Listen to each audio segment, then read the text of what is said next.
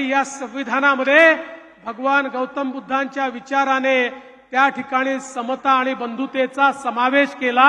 आणि या भारताला एक असं संविधान दिलं की जगातलं सगळ्यात उत्तम संविधान हे आमच्या भारताचं संविधान आहे। आणि हे संविधान आताच आठवले साहेबांनी सांगितलं, कोणी कितीही खोटं बोललं तरी विश्वास ठेवू नका, भारताचं संविधान जोपर्यंत चंद्र आणि सूर्य आहे तोपर्यंत कोणीही बदलू शकत नाही। आज मला या गोष्टीचा आनंद वाटतो